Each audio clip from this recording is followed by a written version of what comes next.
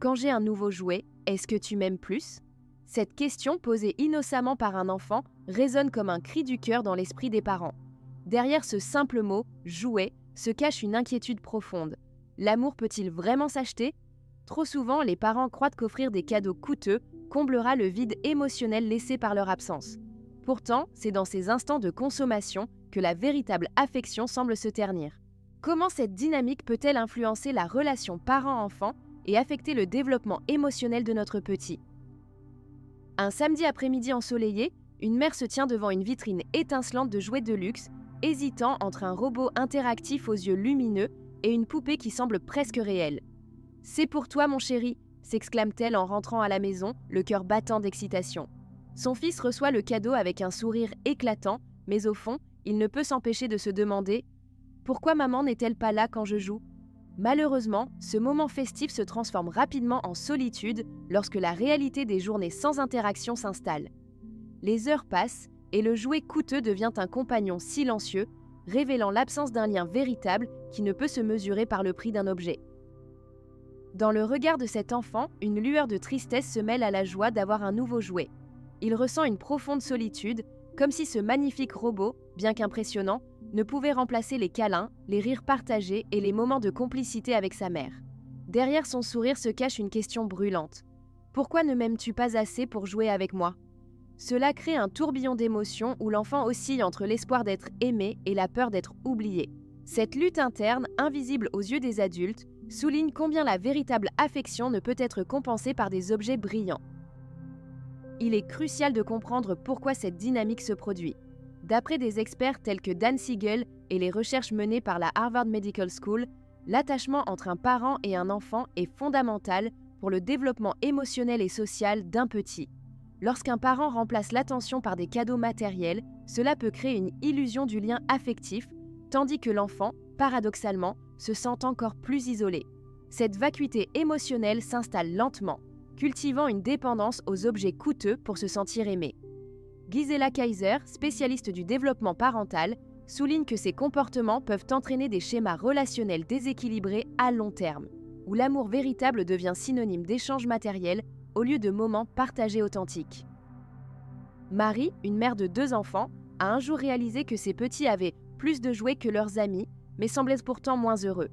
Elle a décidé de faire un pas en arrière et de réduire les cadeaux, optant plutôt pour des expériences communes comme des sorties au parc ou des soirées jeux en famille.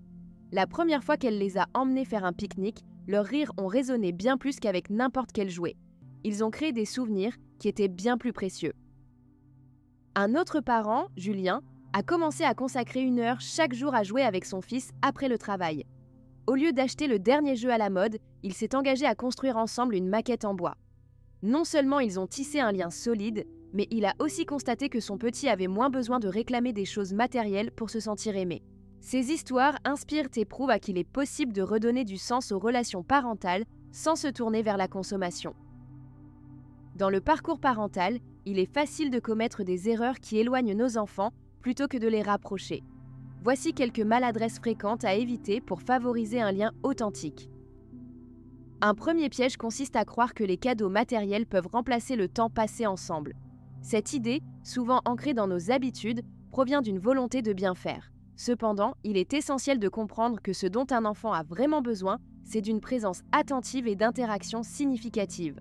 Au lieu de céder à l'achat immédiat d'un jouet, prenez le temps de jouer ensemble ou d'écouter ses histoires. Un autre faux pas courant est de réagir à des pleurs en offrant un cadeau pour apaiser la douleur.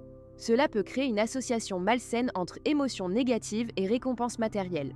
Encouragez plutôt votre enfant à exprimer ses sentiments et proposez-lui votre soutien émotionnel en discutant ou en lui offrant un câlin chaleureux.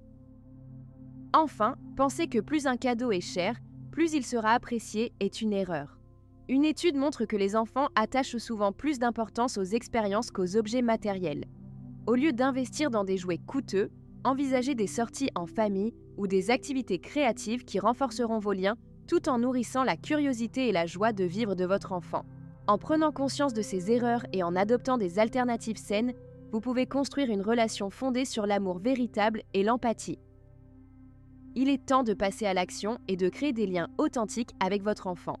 Voici quelques étapes pratiques que vous pouvez mettre en œuvre dès aujourd'hui pour renforcer votre relation tout en réduisant la dépendance aux objets matériels.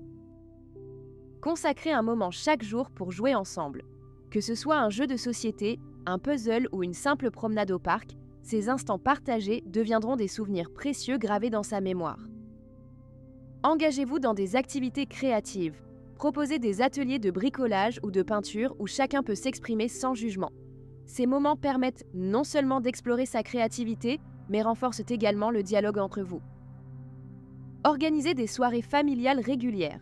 Que ce soit une nuit cinéma avec des films choisis ensemble, un dîner spécial où chacun prépare quelque chose, ou simplement un moment de lecture partagé, ces rituels favoriseront les interactions chaleureuses. Encouragez les conversations autour des émotions. Parler de vos sentiments et inviter votre enfant à exprimer les siens renforcera son intelligence émotionnelle et l'encouragera à verbaliser ses besoins affectifs plutôt que de chercher à les combler par des achats.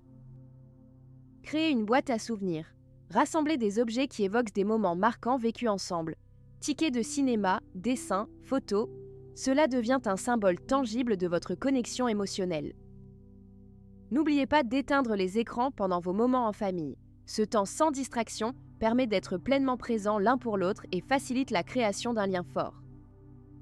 Enfin, montrez votre affection par des gestes simples, câlins, caresses ou mots doux au quotidien, leur apprennent que l'amour ne se résume pas à des cadeaux matériels, mais se construit grâce à une attention sincère et désintéressée.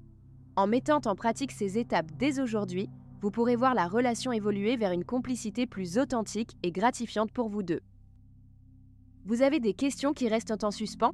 Voici quelques préoccupations courantes que d'autres parents partagent souvent, avec des réponses pour vous rassurer.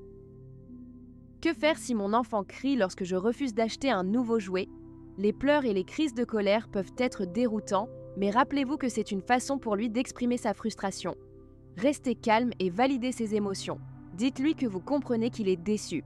Offrez-lui une alternative, comme choisir un jeu à faire ensemble ou discuter d'une sortie spéciale, ce qui peut rediriger son attention vers l'expérience plutôt que vers le matériel. Comment puis-je rester calme lorsque je suis soumis à la pression des grands-parents ou des amis pour offrir des cadeaux coûteux? Il est normal de se sentir tiraillé entre différentes opinions. Prenez du recul et rappelez-vous votre objectif en tant que parent. Créez un lien solide basé sur l'amour et l'attention.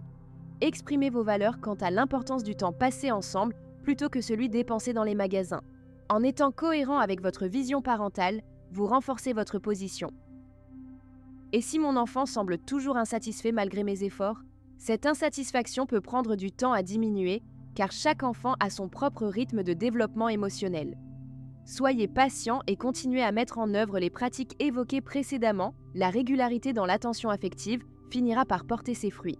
Encourager les échanges positifs autour de ces expériences renforce progressivement son sentiment de sécurité et d'amour inconditionnel. Ces réponses peuvent vous apporter un certain réconfort et une direction face aux défis quotidiens de la parentalité. Gardez en tête qu'il n'existe pas de solution miracle, mais chaque petit effort compte pour bâtir une relation solide avec votre enfant. Imaginez un instant que votre enfant, en grandissant, se souvienne non pas des jouets coûteux qu'il a eus, mais des rires partagés, des histoires racontées au coin du feu et des aventures vécues ensemble. Visualisez-le devenu adulte, capable d'exprimer ses émotions avec aisance et de construire à son tour des relations nourries par l'amour authentique.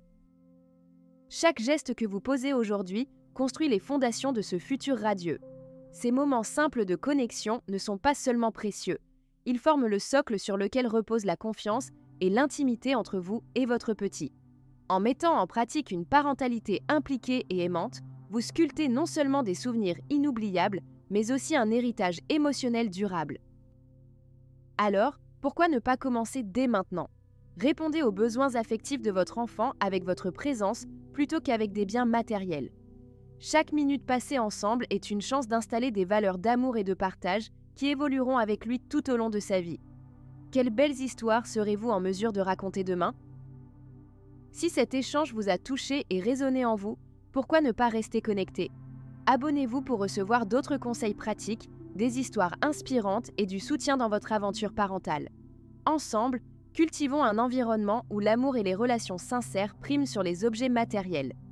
Rejoignez notre communauté et continuons ce chemin vers une parentalité épanouie et pleine de sens. Chaque jamais n'est trop tard pour débuter. À très bientôt!